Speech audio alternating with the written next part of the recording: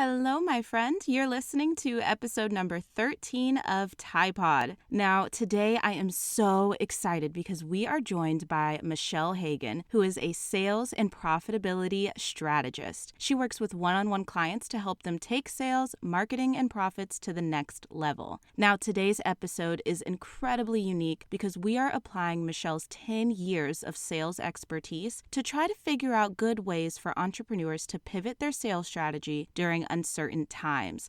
Michelle is absolutely perfect to chat with today, and she's been featured on podcasts, partnered with brands like Camp Climb and Statement Boutique, and has even been featured on Jenna Kutcher's platform. She's a Nebraska native who married her high school sweetheart, and they have two spirited little boys who just share all the love and joy with them. So if you are as ready as I am, let's just take a second and dive into pivoting our sales strategy to deal and match times of uncertainty. My friend, this episode is so good, you don't want to miss it. Hi there. Thanks for tuning in to Tide Pod, a podcast crafted by Tiana Tai to help you purify your purpose in business, love, and life. Whether you're an entrepreneur, dog mom, or just getting started, you're bound to find value as Tiana dives into meaningful topics each episode. So, settle in, turn up the volume, and welcome your host, Tiana Tai.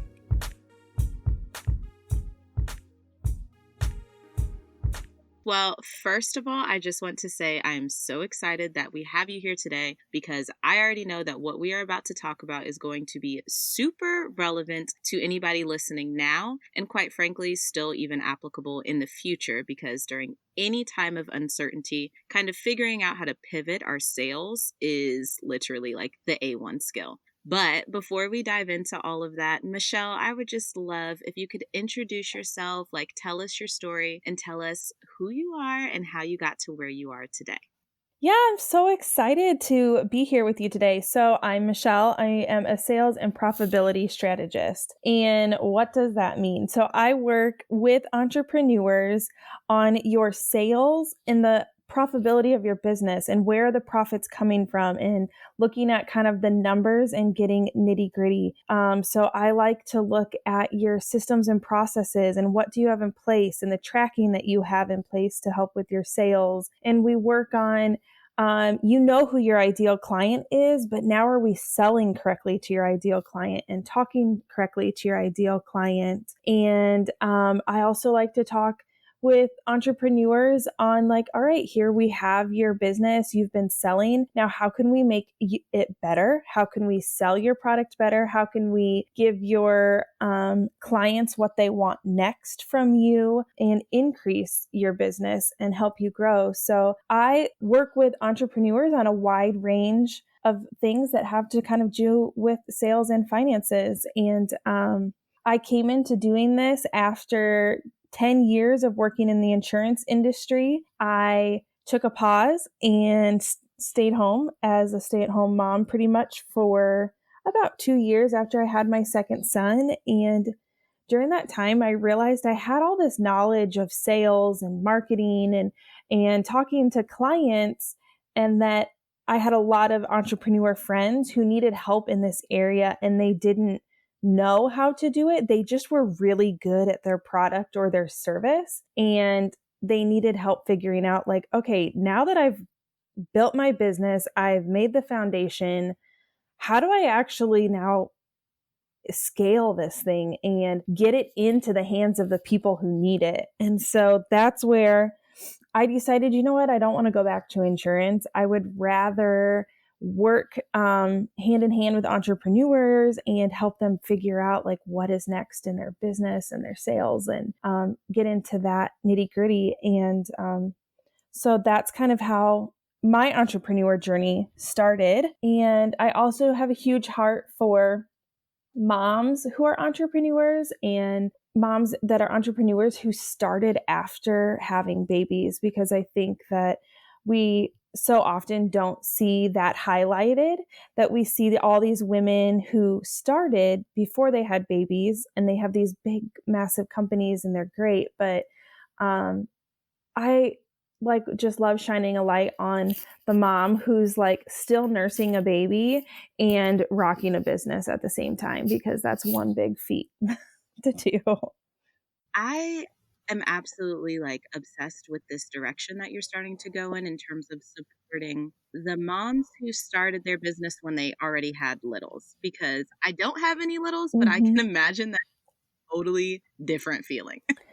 Yeah, and it's interesting because I think back when I was a young insurance person, back in building my insurance agency. And for a while I had my own small agency, and I put so many hours in, like so many hours. And no one told me like, hey, this is not probably the healthiest thing for you to be doing.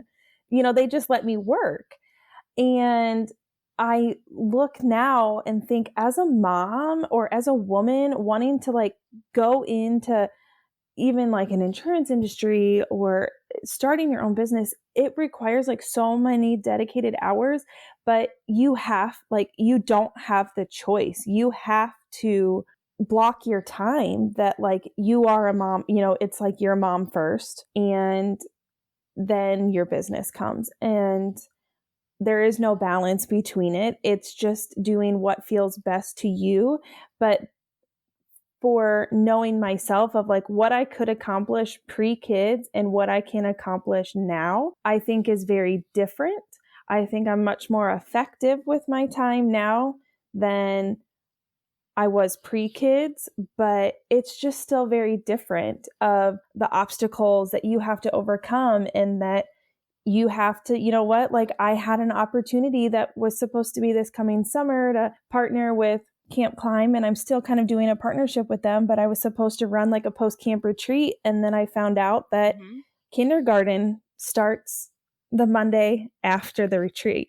And the day my retreat was supposed to be on is the first day of kindergarten. So I had to say, hey, you know what? We're going to have to pause this for a year, because first day of kindergarten comes first. So, it's just kind of realizing that things ebb and flow, and business opportunities will always come and go, and things will come back around. But it's just knowing as a mom that like you might have to say no to some opportunities, and it's okay to say no to them. And sometimes it's okay to say yes to them and to miss some things, but it's just deciding what is most important to you. Absolutely. And I think you hit it right on the nail there, especially in terms of just giving yourself that grace. Like, I can only imagine, but also I think it's beautiful that you're just like, sometimes I'm going to take the opportunity, and I'll miss like the stray soccer game here and there. But first day of kindergarten, heck no. Yeah.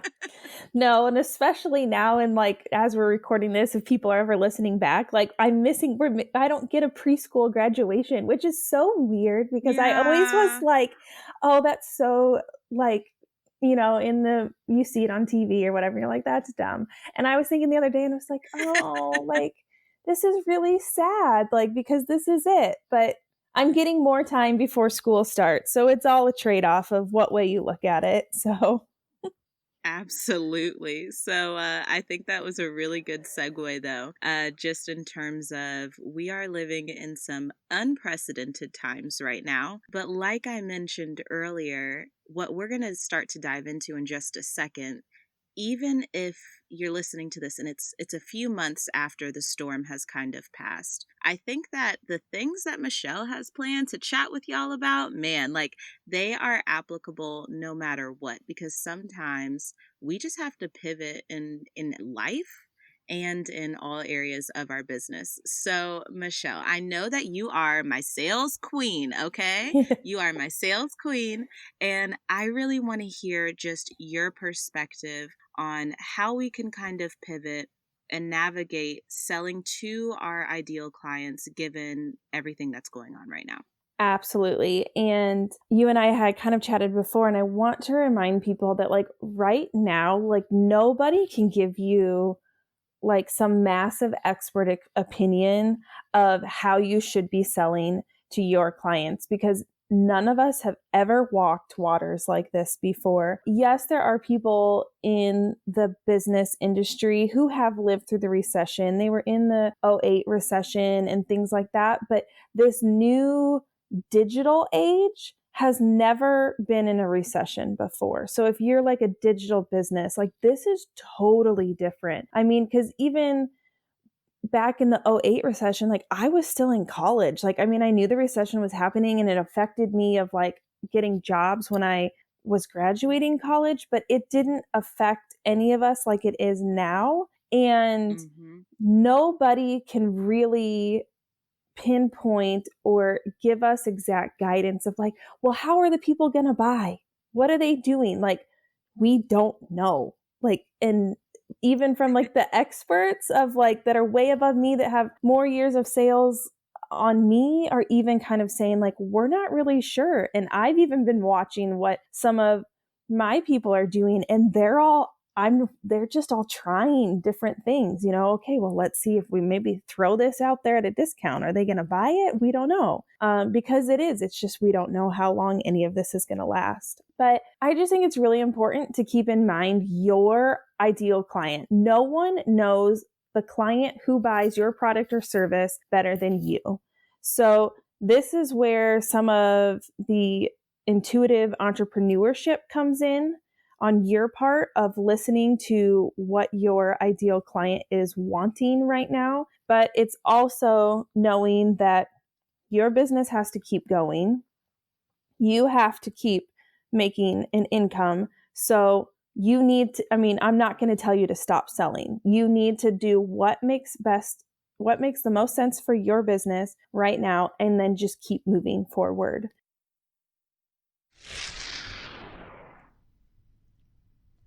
I have to take a moment to thank the sponsor of today's episode, Primally Pure. Y'all, I'm not going to get too deep into this, but I've tried a lot of natural deodorants, and my husband disapproves of 99.9% of them. But not my new Primally Pure charcoal deodorant. I have been so excited to share this with you because I have been testing it myself for 3 full months before I decided that it was worth sharing. This is absolutely my hands down favorite natural deodorant, and I've tried at least 5 or 6 brands by now. And even better, it can be your new favorite too. You can get your next order for 10% off by using the code Tiana10. That's right, TIANNA10, and you're on your way to your new favorite deodorant. And hopefully your significant other will approve of this one. And that's where we had kind of talked about there's 3 different types of buyers, and everybody has these buyers. They're the people who either buy as soon as they see your offer. So these people don't think about having to spend money. Your offer makes sense to them and they buy it. There's the people who are going to go research you. They are going to go look for every Google page about your product. They're going to look for the bad reviews about your product or service. They're going to want to know exactly why your product costs as much as it costs compared to the competitors. They research everything. And then there's the third one who's they're like this hybrid. And that's where 40% of your buyers come from. And they are an impulse. They wait till the last minute that you're going to take your product or service away from them in order for them to buy, but they've also researched. They also need to buy. They also need you to have them emotionally attached to it. So they need to know that like, this is how I'm going to feel after I've used your product or service.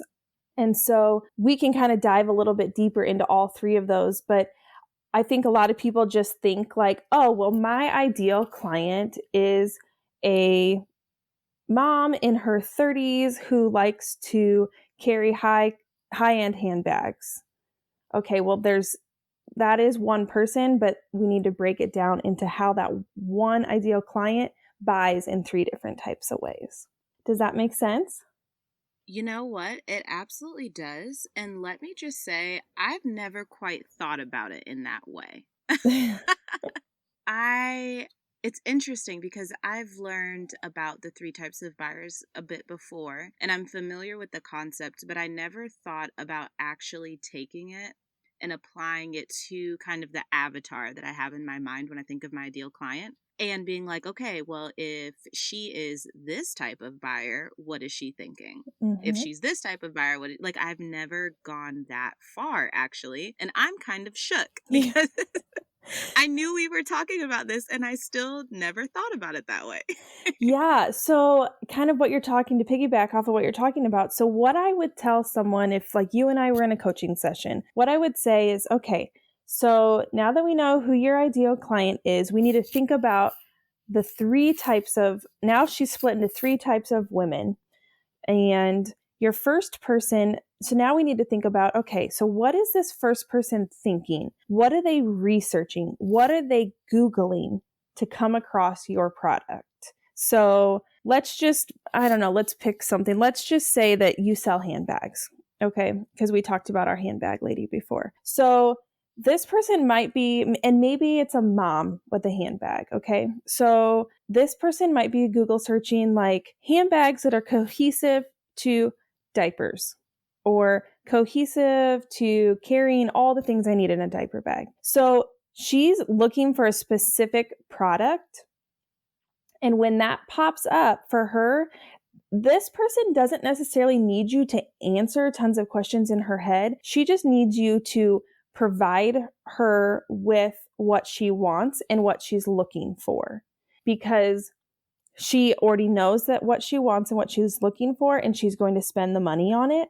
So this is your easiest sell. And this is the one that most people just sell to this person and then they walk away and leave the other two alone because they forget to sell to the other two, or they don't want to put the work in for the other two, because the first one is the easiest, right? They're just going to Google you and they're going to find your product and be like, oh yeah, that makes sense. Done, bought, in cart.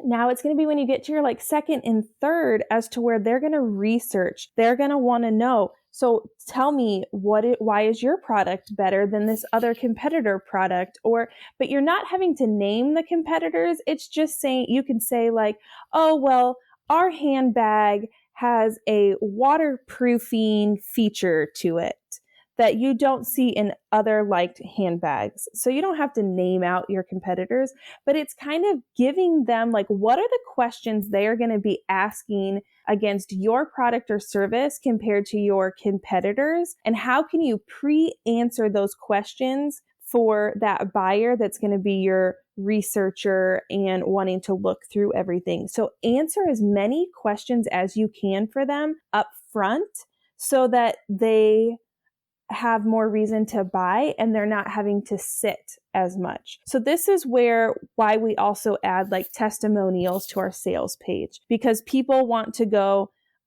click on your testimonials. They want to go see who these people are that have used your product or service. And so giving them those examples and showing them, then you're already feeding them what they need to buy your product. And this helps to then close that sale because you've already answered a lot of their questions. Does that make sense to you so far? It surely does. It surely does. You're making me want to like revisit my website copy. Yeah. So, and then you have like your third buyer, who this is the one where either you have to make them have the fear of missing out. This is why we have closed carts, limited edition products, because they need for you to say, okay, you've thought about it. I've shown you all the research and now it's going to go away. So you need to make a decision, but they also need to have feeling attached to it. So they need to know that wearing this handbag is going to make me feel like a mom who has my stuff together. I'm not going to walk out and look like a hot mess mom with diapers hanging everywhere, but by having this bag, I'm going to look and feel put together. And that's like what these buyers are also maybe searching. That is a question that could be in their head already, that they're looking for something to give them a piece of who they were before, but they need it to be cohesive to being a mom.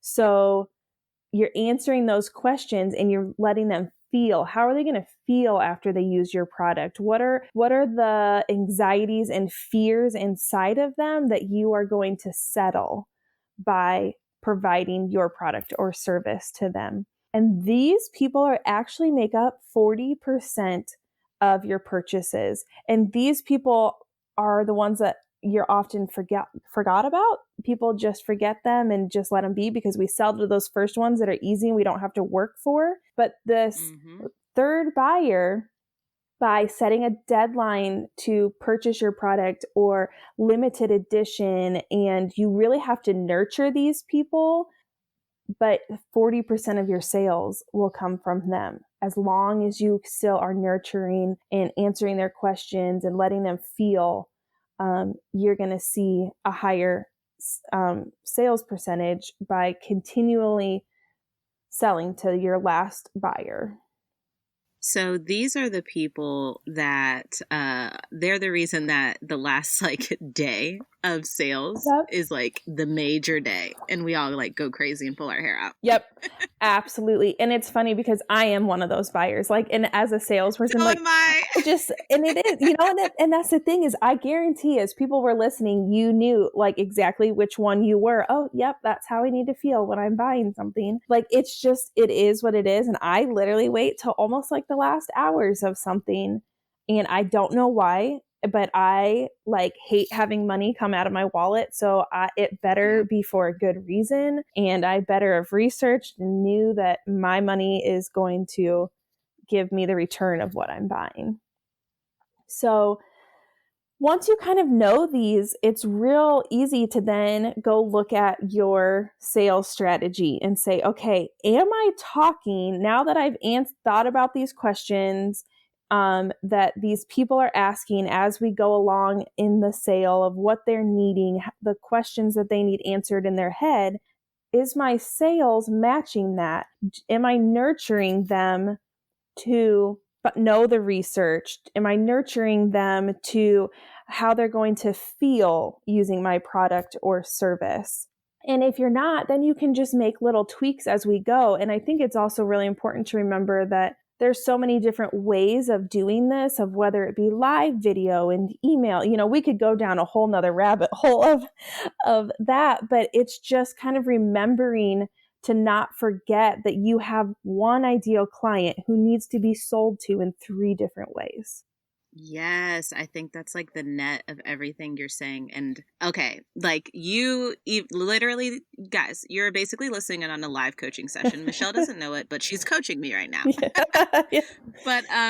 But what I would love to just like, I think we can dig a little deeper in terms of kind of the uncertainty that's in the air right now. And whether people are listening to this in real time, like the day it's launched, or even down the road in any period whether it's impacting our industry, our niche, or the whole freaking world, right? How do we kind of sell to these people during a time of uncertainty? Are there any tweaks you would make or any like specific things you think that each type would be thinking about? So I think like that first buyer, so these people again are the ones who like don't really think about spending money. They just spend money. I think these people are still going to be your ones who buy. They are going to still be the ones who are, I need a new whatever, I'm going to search Amazon, or whatever small business. We'd rather them do a small business, but whatever it's going to be, like they're going to still search and they're going to still buy because that is just in their nature. Now, your buyer who wants to research everything, this is where it's going to be really hard. Those last 2 they're just going to be hard right now because you need to really convince them why do they need your product, because they research everything. It takes them a lot to take money out of their wallet. So they're already thinking right now, okay, I need to probably pare back and budget back. So it's kind of looking, okay, what is my product and service? Is it an essential thing to somebody right now? Yes or no? Okay, yeah. And all of us can probably find some way that our product and service is essential to someone, whether it be in their business and their mental or health or their well-being. So then it's answering those questions of uncertainty in their head right now. So for example, one thing that I purchased recently was I had to buy a homeschool box that came. But I also researched all these different homeschool boxes and who's going to give me the most for my butt. Like it was still the same logical thing is happening in my head. Like who's going to give me the most for my buck, who's going to give me like the pre-cut paper supplies, because I'm not a Pinterest mom. So where can I, like where can I get all of that? So it's just remembering that like your ideal client is still the same person. They're just going to they're going to pause before they buy now. So you are just kind of having to overcome that pause, or helping them see like, okay, maybe you were looking at my product and you were ready to buy, and you were ready to buy the Cadillac plan of my product or service, and you were ready to go all in, and then this hit and you had to pump the brakes. But what piece can I maybe offer as my product or service that's just a small piece that doesn't cost as much, that gets them some win that I could give them in this time, so that we are still keeping a connection as, our service and product to our clients. They are still staying connected to us, but they're not purchasing a ton. And it's just interesting. And I wish that I could have a magic ball and say in 2 weeks, we're going to all still be at home, but everyone will start buying again because we're going to see the end. And I don't know. So it is hard to say, well, here's exactly what I would do. But I just think that you really need to be thinking about what is your ideal client thinking right now, sitting at home, possibly of losing a job, or an income loss could be coming in the future, or maybe they're just home and they're scared of what's happening, because some people haven't lost any income. They're just at home. So it's just kind of think and put yourself in your ideal client's shoes of what are they thinking right now? What do they need? How do they need my product and service? And then how can I give that to them? Right. And I think you kind of touched on something that I find really interesting, and I want to highlight it because earlier you mentioned kind of thinking about, if you don't have an essential product or service right now, right?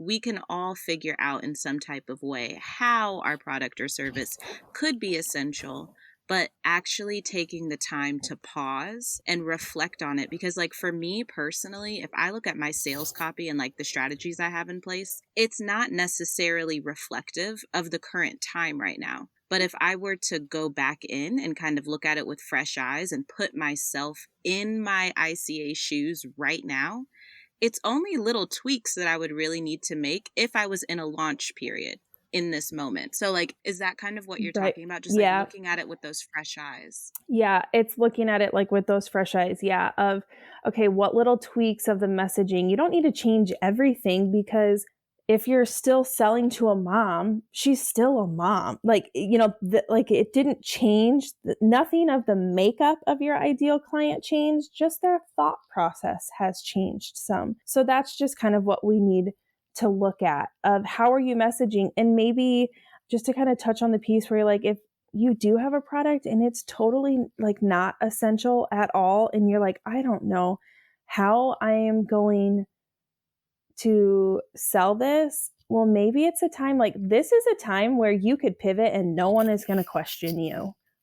Or maybe you've decided you know what, I've been thinking about trying this one piece out of my business. Try it. What's it going to hurt in this season? Because you can try it and you can try and pivot. And if it doesn't work, then go back to what you were doing when it's all said and done. I think that this is a really cool, and if people look at it as a beautiful time as entrepreneurs, because yes, we have our business and we want to stick to what we were doing, but you also have the flexibility to try something new and see how it works, or if people respond. And if they don't respond, that's okay. Then just go back to the sweet spot of what was working. Let me tell you, I've seen people trying all sorts of things. It's only been, 2 weeks at this point, but I've seen some stuff, and I'm not batting an eye at anybody trying new things right now. Right. Because everyone's trying to figure out, okay, well, what are we going to do? And how are we going to make this work? And some people are figuring out, how the heck do I even go online? But Right. Yeah, it is. It's just a really interesting time right now. And I think it's going to be a really cool, interesting time as entrepreneurs, and to have some history in our country talking about how digital marketing and entrepreneurship kind of picked up by the bootstraps. And we were the ones that kind of led the charge of like, because a lot of us have all been doing all of this online for a while. Like we already knew how to do, and a lot of what is happening or that we're having to help transition. I've got to take just a quick second to ask you for a serious bit of support. Tide Pod would not be possible without your reviews, your comments, and just all of the positive feedback that we've been receiving so far. So if you haven't already, please go on, hit subscribe to make sure you're not missing out on any of this good and free content, and also be sure to leave a review. You may think that I'm not looking at them, but I swear to you, my friend, I read every single review and it just makes my heart so happy. So if you haven't already done so, hit pause, leave a review, and then let's get back to the goodness. I'm telling you, I've actually, because I still am consulting within corporate companies right now. And I've seen like it's so interesting to watch actually, because, like salespeople who are on the ground, like calling on customers and stuff like that. And now they are just transitioning into learning how to digitally sell. And they're taking full modules on like virtual selling and stuff. And I'm just like, us entrepreneurs, especially ones who have kind of built our online businesses and done a lot of our marketing through social, I'm like, it's a different industry, of course, but we've been digitally selling and selling in the DMs for ages now. So it's just really interesting to see.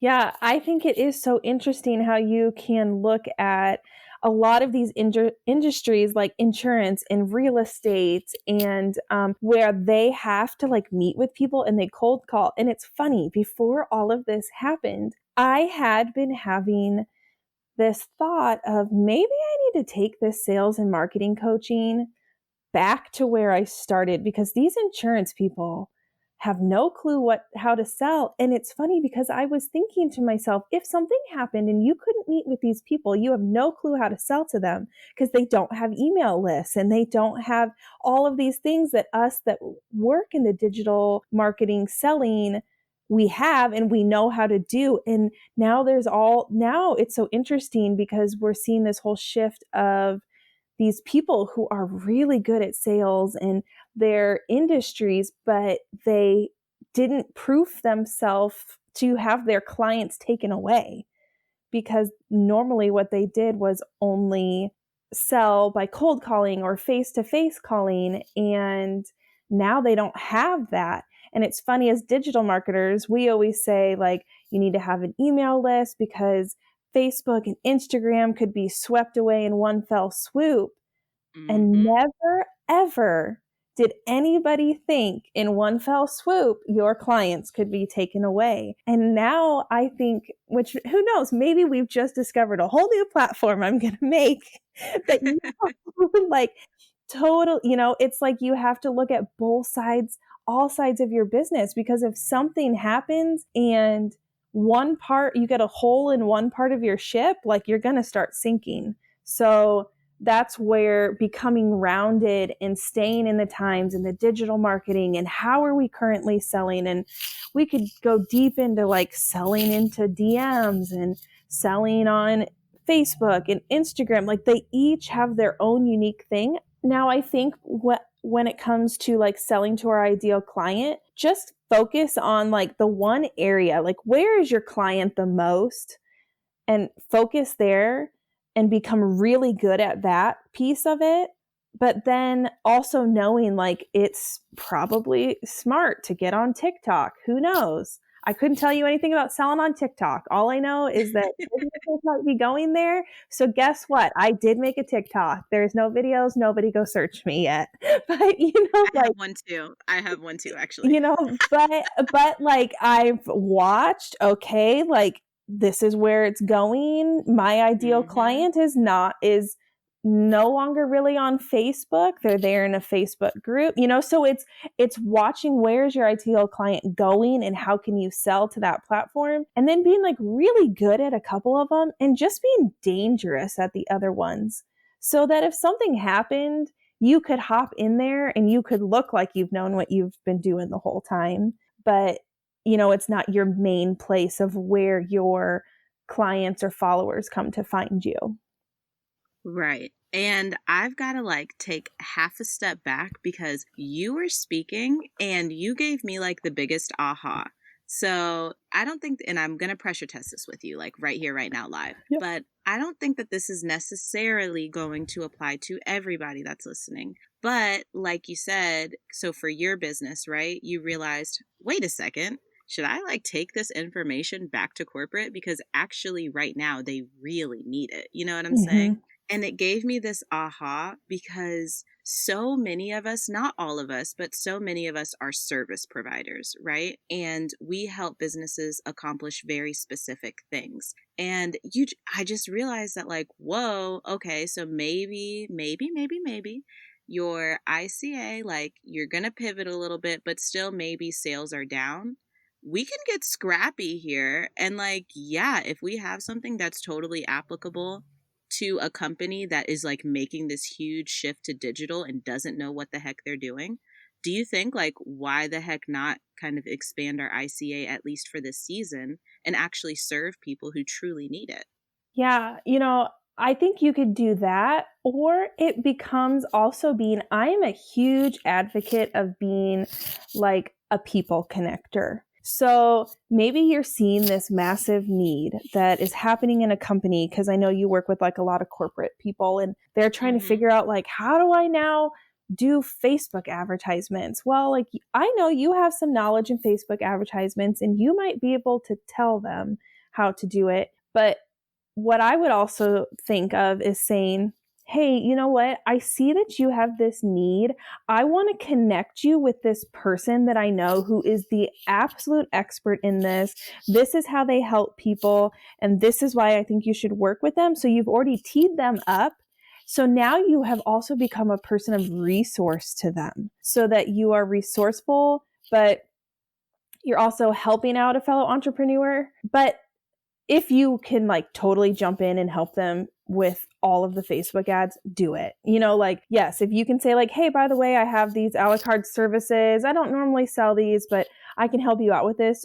Yes, do that. But if you're also looking at it like, holy cow, I'm seeing a hole in this ship, but I can't fix that hole, but I know someone else who can fix the hole. Start using your resources as people as connectors and start working with your circle of people to help connect and use each other to continue to get work. Because you might see a place where they are needing help with how are we going to pivot for our sales, but I couldn't tell them what are you going to do with hiring on your next clients, or what are you going to do, or how are you going to fill these holes, or so I would tell them to call you. So Right. It's using as ways of kind of becoming a person of a connector, but then also jumping in and helping where you can. But totally, if that's what you got to do is get scrappy, I think that's what do it. I absolutely love the idea of being a connector. I was actually just reading a book about that. Fun fact. So yes to that. And then I was also really thinking about just like the person who is that Facebook ads manager, or the person like me who literally is an expert in how to lead people online, or the person like Michelle who is a sales expert specifically in the online space. Like, I think it's such a good opportunity just to think, even though typically a lot of us like to serve other entrepreneurs, maybe some of our skills really are applicable to these companies who really need it right now. So yes, I think connecting or seeing where you fit in any which way, that's such a good idea. Mm-hmm. Okay, so I've got to ask you, what would you say to the person? I'm going to pivot a little bit here, but what would you say to the person who's just like, feels like they just can't sell at all right now. Like, I don't care who my 3 types are. I don't care what they're thinking. I don't want to sell right now. Now is not the time to sell. It feels gross. People are going to look at me strange. Like, what do you say to that person? That's a hard question. I would honestly say it's like either you have to figure out a way to survive this or you're not. And that's where it's kind of like becomes a tough love of, I get it that you don't want to sell, but if you quit selling, your business is not going to thrive. Or if you're in a place where you're like, you know what, I could sit back and if I don't bring in money, it doesn't matter. It's fine. Okay, great. If that's going to be the place that we're in, then I want you to just serve. I just want you to connect with your ideal clients, connect with your audience, give them free resources, just be present online. But I also think that it's going to be kind of interesting to watch because I feel like everyone has gone into this hyper sense of connecting and being digital and connecting digital online that it almost feels overwhelming. But I think that like you just have to remember your ideal client and like how much is your ideal client wanting right now from you?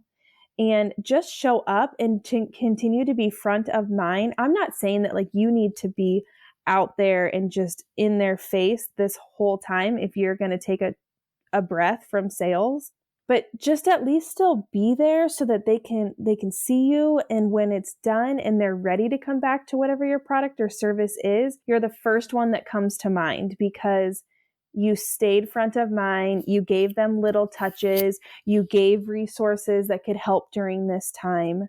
But really when it comes down to like if it's feeling yucky or not, I think that kind of all comes back to the same thing of people just having that feeling of feeling yucky because we've all seen yucky salespeople and most people are not yucky. You're not a yucky person and you're not going to sell in an unauthentic way. So you're not coming across that way. It's just in your mind mentally that's how you're looking when you're not.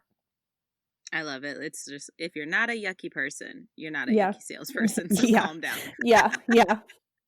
Tough love for you, friends. Sorry, it is what it is. Sorry, I didn't know if you wanted some sweet, nice thing to be like, it's okay, no. But you know what? But it's true. Like at some point, like that's the thing as entrepreneurs is what we sign up for, that it's hard. And it is like, and it's funny that as entrepreneurs, we live on this like total up and down roller coaster, and everyone knows exactly what I'm talking about.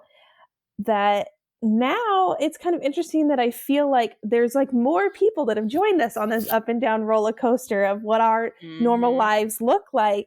But maybe it's that we just need to be the examples of how you regulate that, because to us, it's so normal to be like, Monday was great and I was going to take on the world. And by Wednesday, I was like, what am I doing? Yeah, just like Netflix coma. Just nobody talks to me. Yeah.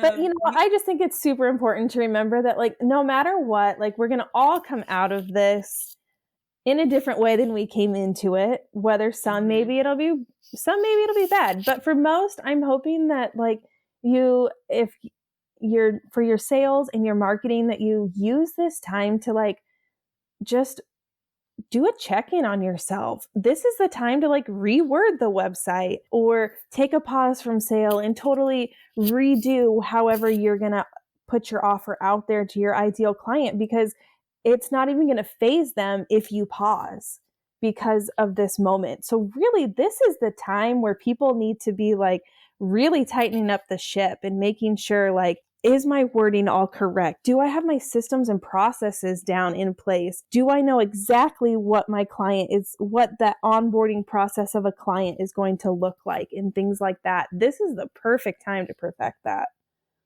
Yes, you are preaching to me. These are all things that are actually on my to-do list personally. Seriously, I'm just like, wow. It's been really interesting because a little bit earlier you brought up the point that like some people are kind of hyper selling and or serving, which is a beautiful thing, don't get me wrong. But like from your perspective, I think I kind of already know what you're going to say, but like how sustainable is that? Because to me, I'm kind of like, whoa, a lot of people are on live right now. This is intense. I just don't know that it will be super sustainable because people are going to get burnt out. I mean, I know for myself as a consumer, I'm already like paring way back of what I'm ingesting and what I listen to and what I do, because it's just too much. And there's everyone's trying to hyper connect right now. And instead of just kind of sitting in and being, and I think that there's a beauty of knowing for yourself the balance between staying connected and also just being in yourself and not having to stay connected. But like with all these people that are going live, and if I just don't see people being able to keep that up, because it takes a lot of work and energy, but it's also like people are just going to get super burnt out eventually I think personally, of having all this constant media coming at us. And I know personally for me, I just kind of want to go back to my normal podcasts and my normal lives and my normal people that I ingest. And I can't, like, it's not happening and it's driving me nuts. But, so that's why, like, I just think, like, just show up and still be genuinely, authentically you. And if you are an entrepreneur and then you're in this season and you're like, you know what, I am totally getting a calling of, I am going to go do some yoga. I'm going to put my phone down. I'm not going to answer emails. Nobody's going to judge you right now. So take the time to breathe if that's what you need. I love it. And like just giving yourself that grace. But I want to know what you have to say to the person who really does want to sell right now. Like, are they, like they're not the bad guy if they want to sell right now, right? No, and like you're just still offering your product or service, because there are still people out there who your product or service like are needed by people right now, or whatever is in your course, people could benefit from learning right now.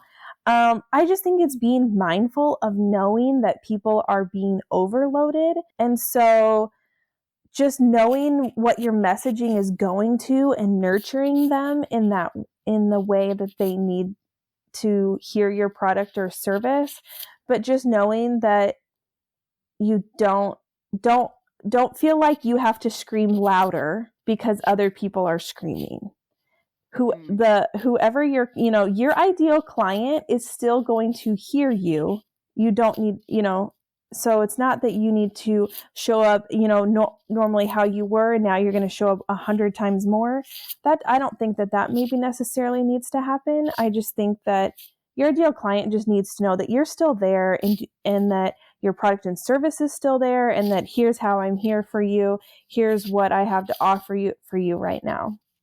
I think there's absolute gold in what you just said, because right before you said you don't have to scream louder just because other people are screaming, you mentioned very specifically that like you're feeling that urge to kind of pull in a little bit and really just focus in on those people that you adore them and you love their content and you love the way they teach you, so on and so forth. So I just thought that was such a good message, because it's like, if they're your ideal client and they are already your ideal client, like, okay, maybe now's not the best time to be like trying to bring in 1,000 new, people to look at your stuff and then just be hot leads. Like, maybe this isn't the time for that. But if they love you and they already love you, like, they're going to do what we're doing, because quite frankly, I'm doing the same thing, and I'm tuning out the noise and I'm focused in on the people that I already love their stuff. If someone comes in and knocks my socks off, that's cool too, I guess. But like, right, if I'm their ICA, I'm tuning everybody else out and I'm still listening to you. You know what I mean?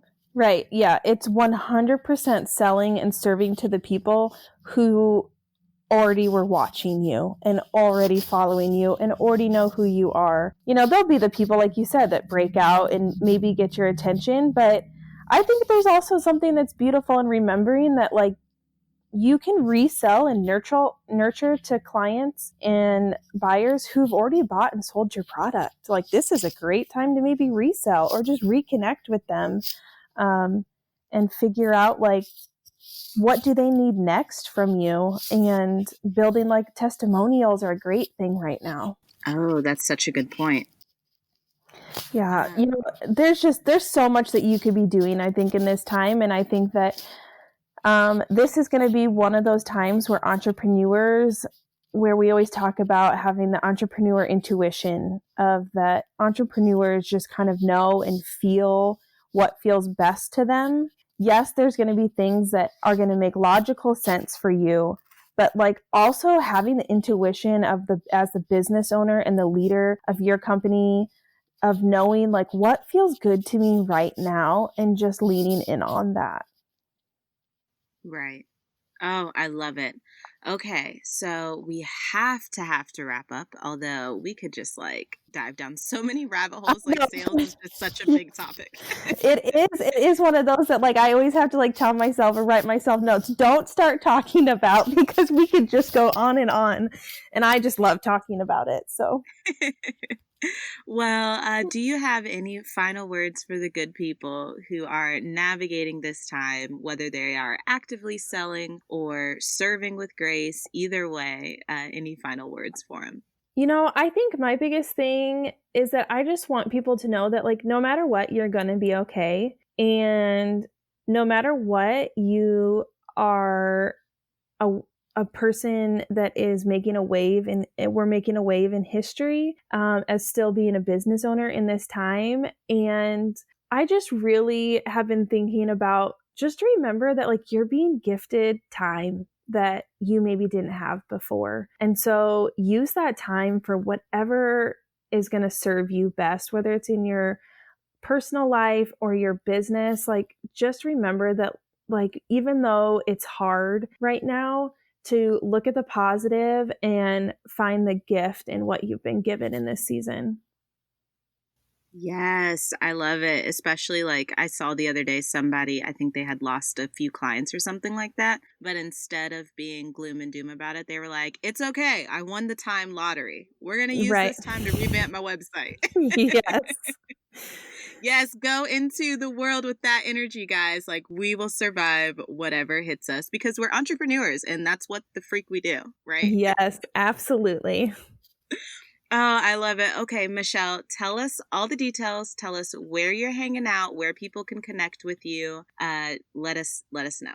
Yeah, so you can find me on Instagram at Michelle Ann, and it's ANN, and Hagen, HAGEN. And the same as my website, it's michelleannhagen.com. So it's the same across Facebook, Instagram, and my website. So it's not too hard to find me. So I hang out on Instagram most of the time, but I would love to connect with any of you, or if you have any sales questions, I'm always happy to help. Thank you so much. This was such a rich conversation. We honestly could have gone on forever, but thank you just for kind of sewing into the Tide Pod audience today. Thank you so much for having me.